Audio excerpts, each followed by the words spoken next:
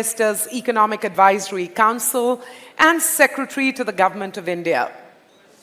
Her research focus is on the economics of development, especially gender development, healthcare, urbanization, and finance. So let me paraphrase. She is pursuing the development agenda by closely examining where parivartan is needed and what parivartan is needed.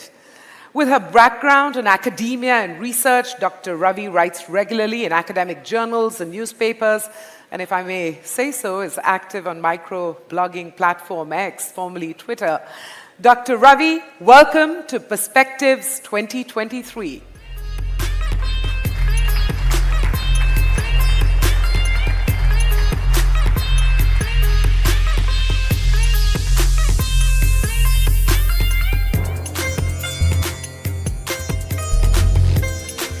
First, Dr. Ravi will be making an address, after which I hope we're going to get the opportunity to have a conversation, talk to her in greater detail about issues that are close to her heart.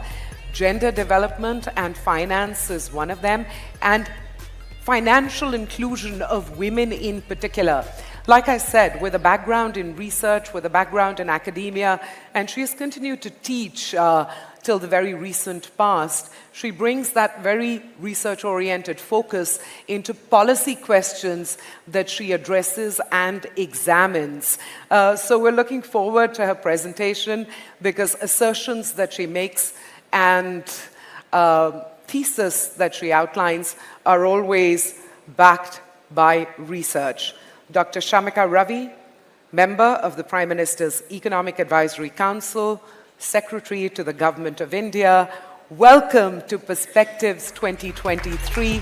The theme is Parivartan, and I can't think of someone better to talk about Parivartan. Welcome. Thank you, Manvi. Thank you.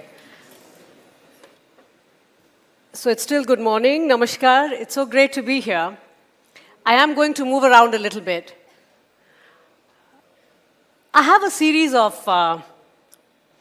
slides for you, because really I'm going to treat this opportunity to present to you what is the status of India's real economy. And when you say real, obviously it means compared to the financial sector. You want to get a sense of how things are vis-a-vis, the states and the fiscal of the states. You want to get a sense of the labor market. You want some of the real long-term structural issues based on which many of us feel extremely bullish on the Indian market and long-term growth of the country.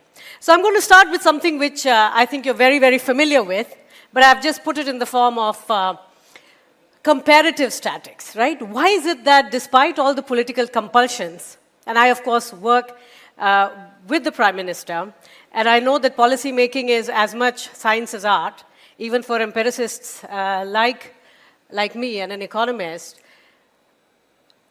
why the focus on growth has to continue. There's no two ways about it. We cannot not grow. This is because 45 years back, the per capita income of China, South Korea, and India were identical.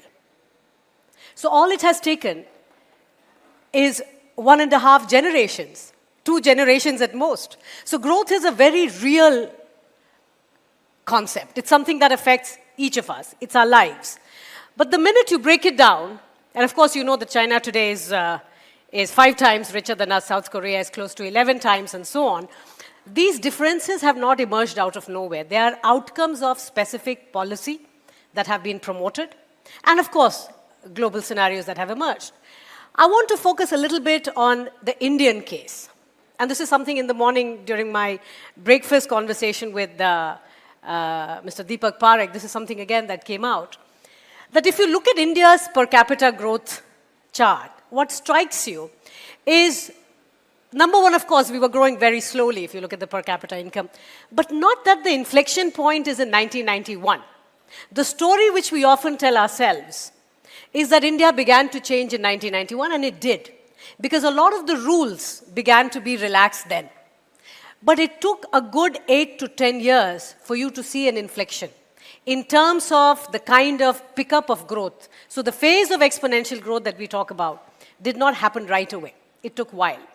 So not only did it take changes in rules and laws and dismantling the license permit Raj, but it took active reformation of energy sector, telecom sector, massive capital expenditure and infrastructure, right? You saw the way connectivity began to be expanded and so on and so forth under the NDA one time. And that is why you see that it's around the year 2000 that the pickup really begins, because you have massive, massive infusion of capex. Now, unlike many other parts of the world where we often fear that, when the government spends a lot of money, capex, there is a crowding out of private investment. But actually, India is an exception in that. And India is a very major exception. If you look at the data for the last 40, 45 years, you notice that every time government of India or a state government, when governments invest a great deal in capex, it crowds in private investments. So that relationship, which one typically thinks of the global economy, is not true for India. But India is a very large economy. And you should really think of our economy as a combination, as a union of all the state economies. And the states are not all moving in the same way. You have the richest states of Goa and Delhi right on top. You have Bihar at the bottom. You have some breakout states which are bucking the all India trend. And these are in the form of course, Gujarat, you see Haryana, you see Tamil Nadu, you see Uttarakhand, you see Sikkim. These are states which are growing much faster than the all India average. So you do have breakout states. And then there are states that are falling behind, and we'll talk a little bit about that. But it's not just the GDP, and I know as economists we are quite fascinated and almost obsessed with GDP numbers. If you look at the HDI, the Human Development Index, which includes health, education, gender, you see that we are, while economically we are around 20 years behind China, in terms of development indicators, that gap is really 10 years. And that is, again, I think it's the beauty of democracy. Because of political compulsions and democratic electoral compulsions, development spending not really come down. And that's a good thing. Because remember, we still have around 3% absolute poverty. So this parallel trend really reflects that developmentally we are doing relatively much better. The real economy also has to do with what is the sense of how does Indian society look today. And often when you pick up the newspapers, particularly the global newspapers, you would begin to believe that all hell is breaking loose in this country. But that's because we are, it's in the age of social media. And it's the age of misinformation and fake news and so on. As economists, we rely much more on hard data. This data reflects the number of riots that happened in India annually in the last 60 years. And you know why we study riots? Because these are episodes which are very easy and specific. The definition doesn't vary year on year. What is a riot? A riot is a violent episode involving 5 or more people for a common purpose. And they are registered in the local police station every time a riot happens. What you see here is, like in the last bit of 1980s, or early 1990s, India had more than 1 lakh riots a year. That number is down to now, it's around 37,000. Now, 37,000 is still a very large number. But what you notice is in terms of real structural break around the 1990s. And there is an entire literature around it which tells you that the opportunity cost of violence is rising. There is more to lose for people when you have this kind of street violence. So when you look at objective data, India today is far more peaceful than it has been in the last 50 years. This is crime against women, because these are statistics that one should worry about. These are statistics that are closely watched. And toilets. And it has impacted incidents of rape as well. What about connectivity? This is a density function which is telling you that today, across all districts of the country, more than 95% households are reporting to have a bank account, have Aadhaar, and a mobile. And this is a transformation which has happened really over the last 8 to 9 years. This is a real transformation.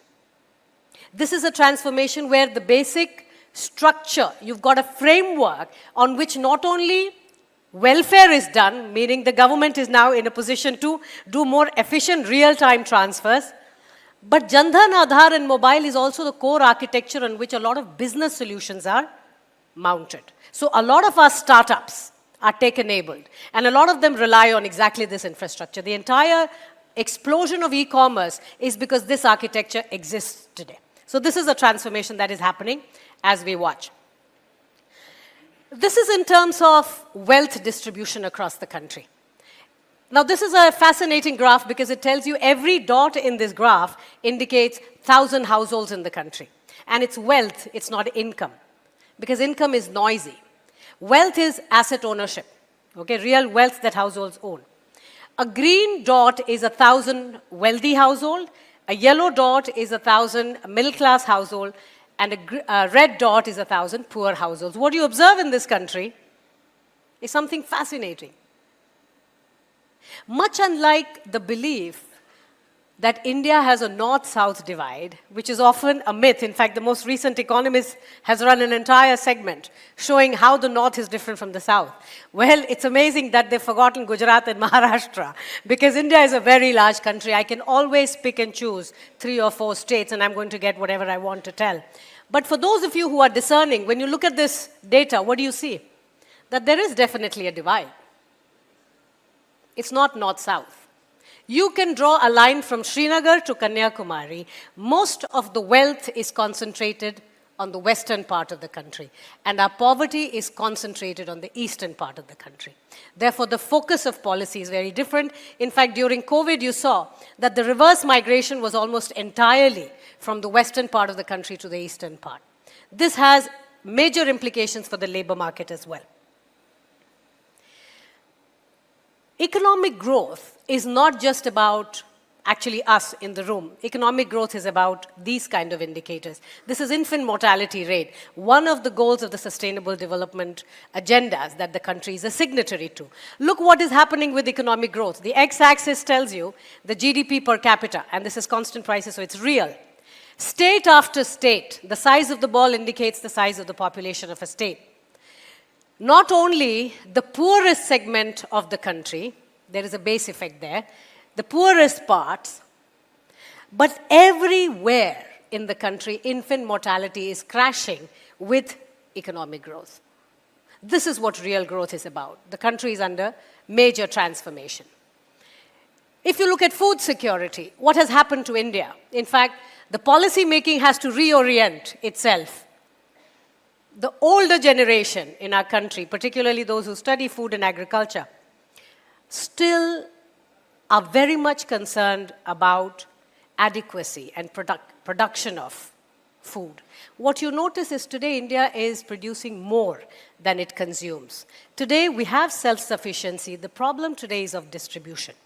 So our policy has to now put more focus on distribution, on storage, on transportation, etc., much more than production. Because as you can clearly see, in terms of the food production index, we've crossed 100. We are around 112%. So we are producing a lot more. If you look at the imports, we used to import 1/3 of our total food consumption in the 1970s was imported. Today that is down to 4%. Of course, that number is never going to be 0 because we love avocado, we love New Zealand cheese. All of that will remain, by the way. But look at the trend, and this trend is happening now.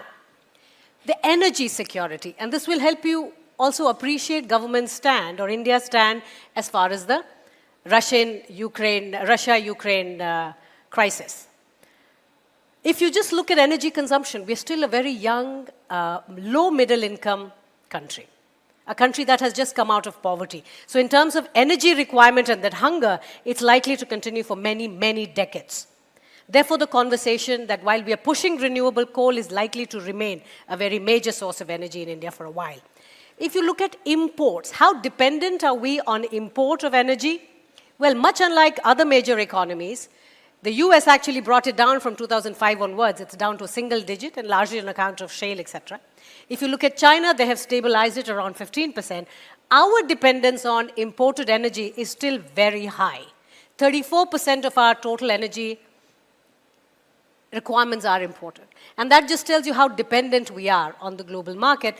Therefore, our stand, one, vis-a-vis Russia, second, vis-a-vis this entire move towards renewable and making India more self-sufficient through the channel of renewable. But like I mentioned, it's a very big country. And a big country means not everyone is growing the same. And this is where now some of the concerns I'm going to highlight to you. What are some of the big macro or the fiscal concerns that we all should be watching out for? You know, in the first, this tells you the growth rate of our states, all our states, in the last 30 years. First of all, the growth is escalating. The growth is rising. The first 10 years, it was 3.9, then it rose to 5. But we also have a state which actually had negative growth rate. And that just tells you what a large country we are. That these pockets, but that's around 8% of the population in that state. It's Bihar. Bihar actually had a negative growth from 1990 to 2000. Bihar's per capita income in 1991 and 2005 were identical. This is when the rest of the country is growing. So you have to appreciate that governance matters a great deal. Local governments, local policies are going to be enormous determinants, very, very significant determinant of the overall growth path. But there is clearly a structural break around the year 2000. And I want to focus a little bit on the state fiscals right now. That if you look at the revenue per capita, and this is again real terms available across states, first of all, do you see that 3,520 was the revenue per capita on an average for all India in the first decade. And in the second, it's 12,773. There's a structural break around there. Then there's another structural break around 14, 15. You're seeing that the high growth states, these are states that have been rank ordered by their growth rates. So that's the fastest growing, Gujarat, then you have Tamil Nadu, Telangana, Haryana, Kerala, and so on. And then you have Assam, Uttar Pradesh, Chhattisgarh, and Jharkhand at the bottom. What you notice is that the revenue per capita of the fast growing states is pretty high, while you have major gap as far as the slower growing states are concerned. What about the own tax revenue? Because there's a tremendous segment of that comes from the center. You are seeing that states like Gujarat, Tamil Nadu, Haryana, Kerala, Maharashtra, Karnataka, they have very significant own tax collection, right? But that gap, if you consider Bihar, look at West Bengal, look at Jharkhand, look at Assam. These gaps are not only significant, they are also growing. It's telling you that these are states where own revenue generating capacities have to be built, which means this whole push for ease of doing business. We need these states to generate more revenue. And a lot of local policies have to be improved in order to make that happen. If you look at the expenditure, again, there's a structural break around 2000 and 2014. You're seeing that the fast-growing states are spending much more. By the way, the red lines are all in the averages. And you see the fast-growing guys they're spending a great deal. The ones which are not growing as fast, they're not able to spend. But there are also anomalies in this big picture. You have state like Punjab, which is not growing very fast, but actually the per capita expenditure in Punjab is much more than even Gujarat. You see why these become unsustainable beyond a point in time, and why we are moving towards greater conversations around fiscal federalism and how to keep this more viable. Now, what are the big tensions today in terms of state policy, in the state fiscal? The interest burden, right? The debt management is a very serious problem. But first of all, you all notice that the all India average, it is rising in the first decade, well until 2003-04, and then it begins to fall. So what exactly happened? That interest payment as a percentage of development expenditure exploded in the first 10, 15 years, and then it became more manageable. Well, we got the FRBM. We got the state, we got the country to really tie ourselves down. And we said, we cannot just keep borrowing endlessly. We cannot have a deficit more than a certain minimum amount. And you see, that's the kind of change and the transformation that happened because we brought in a policy like this. But if you look at the states now, Gujarat has managed to bring down the fiscal. Tamil Nadu, though, if you look at the last 5-6 years, Tamil Nadu is again beginning to look a bit precarious. You look at Haryana, look at Kerala. Kerala's debt payment, if you just look at interest payment and debts as a percentage of development expenditure, it's unsustainable beyond a point. Maharashtra is doing well. Karnataka, in fact, has done tremendously well. It has done really well. But there are states that we worry about. And the ones that we are concerned about most, given this, is Kerala, West Bengal, and Punjab. Pensions, and this is a big problem today because you're reading in the newspapers every week, a state wants to reverse on the new pension reforms. And that is a big problem. If you look at the All India average, that is the red line, what is the pension payout as a percentage of the development expenditure? You see how it rose very significantly in the first 10 years. In the first 10 years, up to around 2003 or 4, pension payout exploded. Because people are living longer, the economy is growing, and pension was non-contributory. And it is only around 2003-4 when the new pension scheme was brought in, which was made contributory, that you see that that red line began to stabilize. Which means now you actually have more money for development because pension is not bankrupting you. So, new pension scheme was a major reform that happened in India around 2003. For states to now reverse it is a big, big regression. And you are seeing that the states which are currently saddled with very high pension payout compared to their development budgets, Tamil Nadu, look at Kerala. And if there are people from Kerala, I really do want you to study this in greater depth. It's unsustainable, Kerala's pension payouts as compared to the development expenditure. By the way, the whole idea of showing this is to also tell you that there are trade-offs. There is no infinite resource. The state is either going to spend it on development or it's going to spend it on pensions. That is why, while pension escalated in the first 10 years, when it was made contributory, it is still rising because we are living longer. But for any state to be having such major pension commitments, which are not contributory in nature, is going to be non-viable. The trade-off is also very important from a real sense because pensions, the way we are talking about it here, is really about a very well-organized 5% of the state's population. And the development spending impacts everyone. So, bottom 5% as well. So this becomes a direct payoff. This is a direct trade-off between giving to well-organized 5% by taking away from the not-so-well-organized bottom 40%. That is the development spending trade-off that you have to be sensitive to. Now, this is my favorite graph from this, and I promise you this will be the last of the fiscals. Total capital outlay. Total capital outlay for development is a very strong proxy for long-term growth of a state. It is what the state is committing towards long-term growth. So this is the capital outlay. And this is again in terms of real and per capita. What do you see? You are seeing that while all India average, states after states, we are spending more on capital outlay, and that's great. But what you notice is that while states like Gujarat, Telangana, Haryana, Karnataka, Andhra Pradesh, Odisha, they are spending major part on capital outlay. But then we have states which fall way behind. And this is where I want to point you to Kerala. That if you do not spend in capital outlay, growth, long-term growth is going to be at risk, no matter how developed you are. Health, education, infrastructure needs development spending. Fundamentally, that is what is development spending. So if we don't spend state after state, it's going to be a problem. So while we speak of all India, please note that this is a very large country and not all states are managing their finances very well. If you look at Bihar, look at West Bengal. West Bengal, the gap is widening more and more and more. So where is long-term growth going to come from? That is the key question. I want to tell you a very, very quick story on this whole culture of freebie, because that is what I'm alluding to as I move towards. There are limits to cross-subsidization. And by that, I want to tell you the story of Punjab here.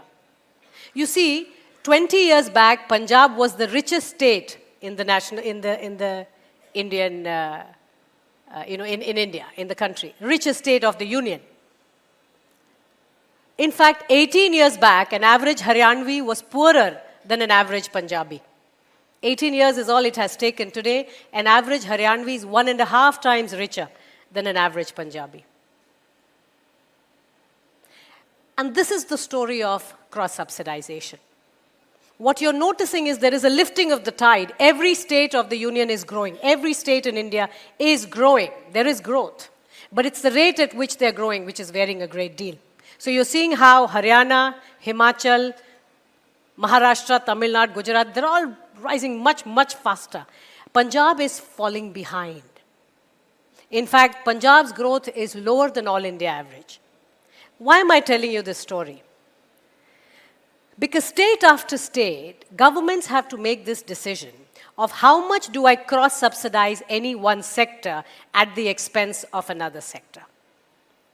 And what happened in Punjab over the last 20 years is that on account of pricing of energy, on account of different other forms of subsidies, for the agriculture sector, industry was getting penalized a great degree. It was getting charged very, very high prices for energy in particular. Besides the fact that, you have other concerns of labor, etc. But what you saw is for the first time in India, we saw active deindustrialization. And by the way, it's too early for us to be talking about deindustrialization because our effort is to really industrialize the country as a whole, because that's where jobs are going to come from. That's what ease of doing business is all about. But Punjab saw active deindustrialization in the last 18 years. When I was going to school, all our sports equipments came from Punjab. All our bicycles came from Punjab. Almost all woolen garments, everything came from Punjab. Today, all those sectors have been shut down. They're not moving to China or Vietnam. They're moving to Himachal. They're moving to Haryana. They're moving to Rajasthan. This is what competitive federalism will get you. States are competing for businesses. So if one particular state crosses that limit of cross-subsidization and makes it very difficult to run businesses, businesses will just vote with their feet. They're just going to move around into the neighborhood. That is what is happening in Punjab. So sometimes the argument you often hear is, it's for the state. If you have the budget, you can spend it whichever way you want. That sounds right, but that's not how economics works. Economics is all about incentives. If you have it today, doesn't mean that if you follow bad policies, you will continue to have it for the next 20 years. You're not. Agents, economic agents, whether they're households or businesses and firms, they're not static agents. They're always re-optimizing. And based on the policies around, they're going to move. So your budget today, which could be a surplus, is not going to continue to be a surplus in the long term. This is the story of Punjab. So this becomes a case study for most other state economies because we're trying to push job creation, and it's not going to happen from agriculture. I want to spend 2 minutes on labor because labor is a very fundamental part of the real economy. There is labor force participation rate, which tells you in the working age group of 18 to 59, how many people are actually working. So as a percentage of the total population in that age group, how many are working? Now, China had labor force participation rate of above 70% for 50 years. Vietnam has had labor force participation rate of 73% for the last 30 years. Bangladesh had labor force participation rate of 60% for the last 20 years. India's labor force participation is peculiarly low. We are barely 50%. And this is a structural peculiarity. Half the people in the working age group are neither working nor looking for work. So you're wondering what is happening. Gender is a major part of this. There are women are getting educated, but they're not finding their way into the labor force. They're not able to work. Okay? And that is a concern. But it goes beyond. There are peculiarities where we need to motivate, and therefore I'll come to Skill India, etc. The second part of the story is unemployment. Amongst those who are seeking employment, how many actually get it? There, the story is a bit, again, strange, because states like Gujarat, Karnataka, Chhattisgarh, you have very low unemployment rates, 1%, 2%. The national average is around 6.5%. And yet, the most developed parts of our country, Kerala, 12.5% unemployment. So this becomes a bit of an enigma, that how come the most developed parts of our country have such high unemployment rate, and how is this sustainable? right? Again, the story is that ease of doing business is leading to job creation. So wealth creation leads to job creation. The fallacy that governments will create jobs, the government's job is to make it easy for wealth creators to create jobs. That is what a lot of policy reforms are about. And that is what this difference tells you. There is something very peculiar happening in the world economy today. Young people in the age group of 18 to 30 don't want to work. The IMF gives it a very nice name. They call it youth inactivity. But basically, they don't want to work. This is a global phenomenon. This is true for all our states. All states of India, you are seeing unemployment for the youth versus unemployment rate for people above the age of 30. You're seeing the gray bars are people above the age of 30. What is happening? Why is it that after the age of 30, you are able to get a job, but below 30, you're not? This is a structural feature. And this is a concern, right? But again, by the way, even here, the states which are growing are also creating jobs for the youth because there is a variation across states of India. But then there is something peculiar to India and China. And because Chinese data isn't really forthcoming, and of course, because I care about where I am and this is my job, the Indian peculiarity in terms of youth unemployment is a bit worrisome from the point that we have a concept called graduate unemployment. This is the universe of all people young, below the age of 30. The red graphs are unemployment rate of the most educated segment in that population. So people who have a graduate degree and above, these are the most educated. Graduate, masters, PhD, etc. Look at their unemployment rate and compare that to the unemployment rate of young people who have a primary education and below. So your most uneducated are able to get jobs very easily. Your most educated are almost 6 times likely to be unemployed. What is happening? When we went to school and college, we were told, study hard so you can get a good job. But that's not true anymore. There is a big gap today between a degree, which you get on studying, and skill that the market values. Because many surveys when we do in the industry tells us that the problem today for us in India is not capital. We can raise the money. Today, the biggest shortage to growth is skilled manpower. We are not able to get good quality manpower. So that gap between degree and skill needs to be shrunk. It needs to be overcome. And that is on account of, first of all, quality of education. Therefore, the new education policy. The whole idea of new education policy is allow experimentation. Allow industry to come into the classroom. Allow the classroom to go to the shop floor. Allow internship. Allow everything that we think can help people get skills that will then be valued in the market. Therefore, the big focus towards STEM as well. Right? So that is the gap. But there is a little more beyond just the skill. It's an expectations gap as well. People with degrees are waiting for this job, which is commensurate with the degree. Now that I am a PhD, I'm going to wait for a job which I deserve. That's not going to happen. And in an economy, a society like ours, where risk-taking has often been looked down upon because failure is something we are very shy and very afraid of, risk-taking and entrepreneurship is a new phase.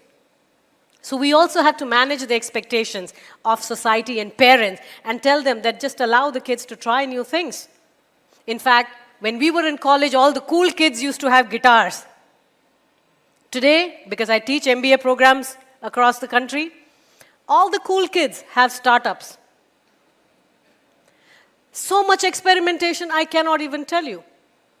They're willing to try everything. And most of it is tech-enabled because that is the phase we are in. But there is great degree of experimentation and we need to reward that. Because by nature, entrepreneurship means 95% will fail. But we need to reward risk-taking because that is what is going to take care of this kind of a problem, that the most educated are waiting for jobs. Finally, this is my last story. Excuse me. You know, we are not in a simple, naive world anymore. In corporate finance, there is an entire area of literature called narrative economics, which means you can actually affect the stock price of a firm by planting stories. Stories are planted, good stories about ourselves, bad stories about rivals, and it is well studied, it is pretty well documented. In fact, Robert Schiller, Nobel Award, he wrote an entire book narrating cases of this. But what used to be confined to the area of corporate finance is now the real world for us. It's everywhere. And this is part of one of our Brookings studies done 2 years back, how narrative economics is shaping every realm of policy making, even globally. This is Google data, people.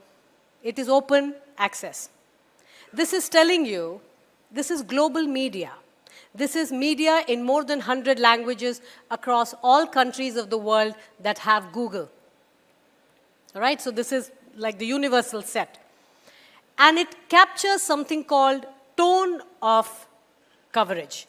What is the tone? Do you cover a country in a positive way or a negative way?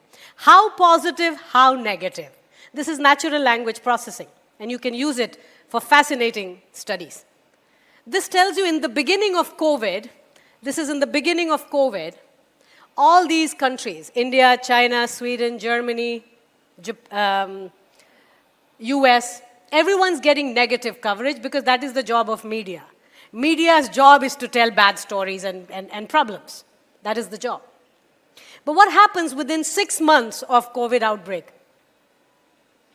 The big democracies of the world, Sweden, India, US, Germany.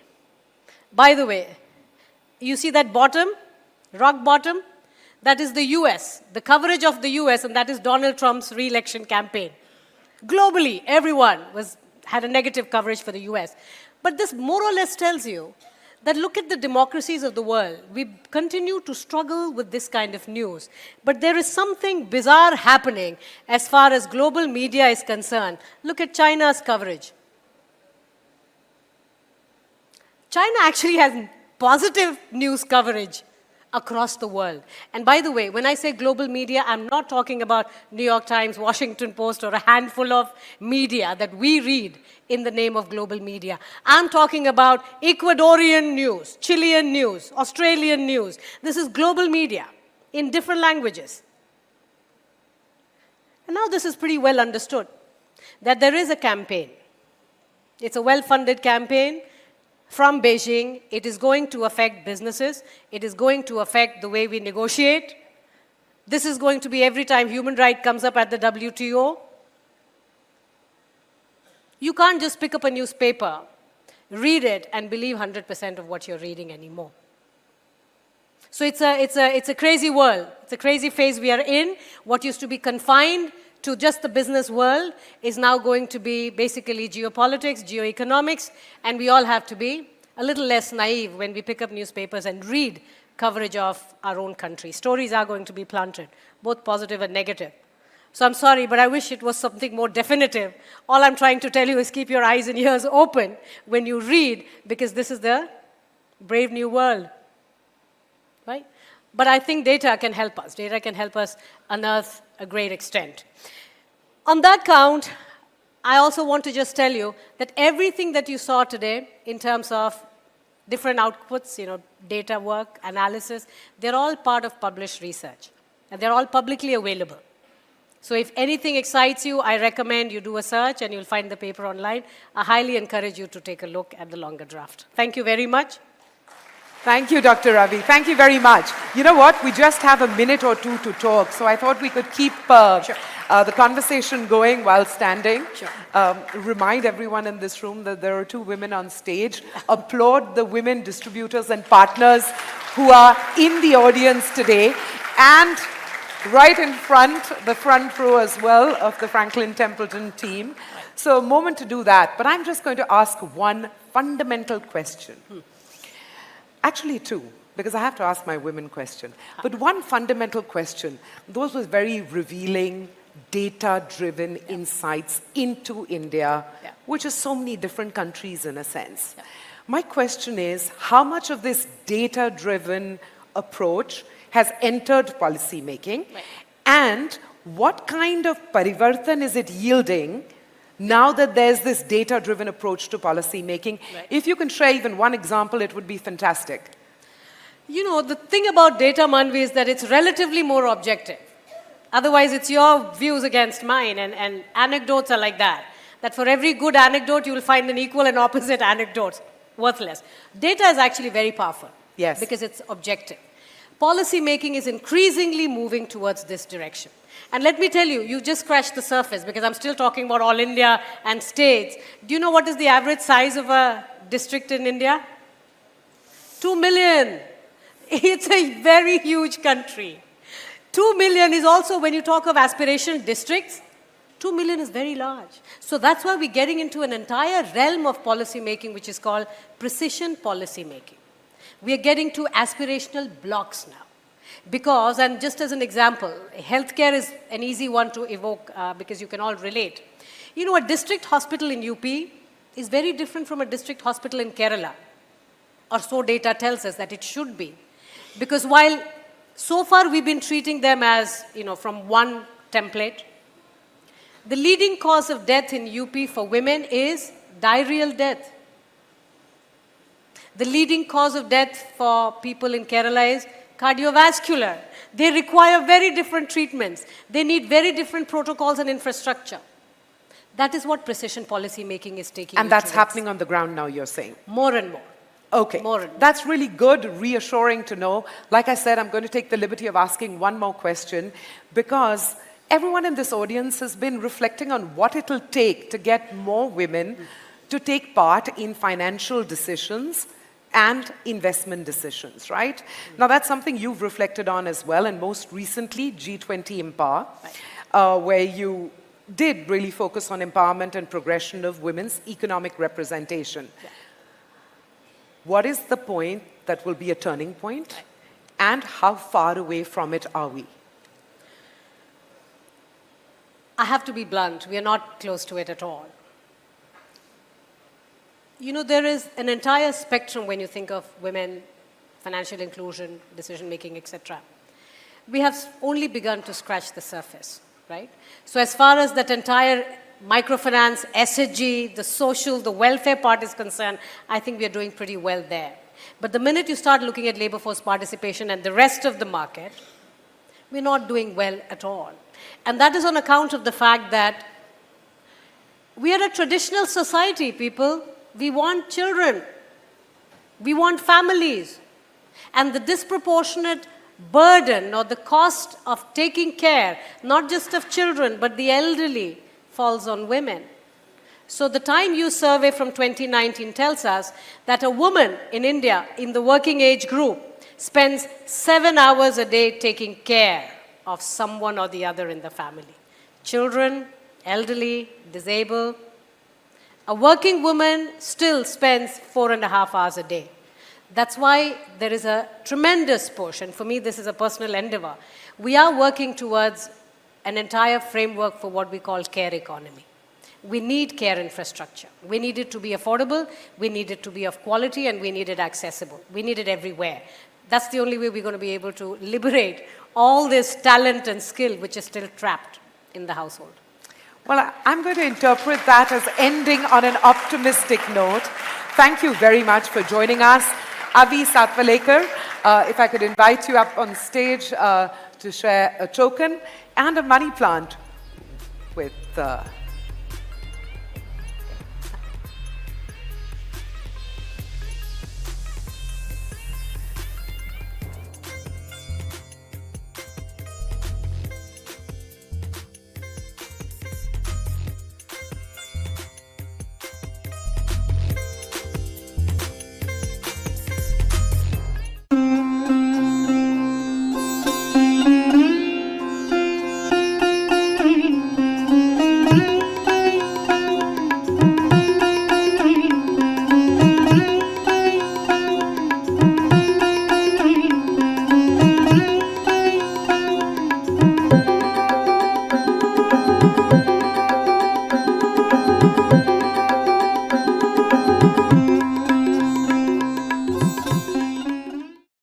Mutual fund investments are subject to market risks. Read all scheme-related documents carefully.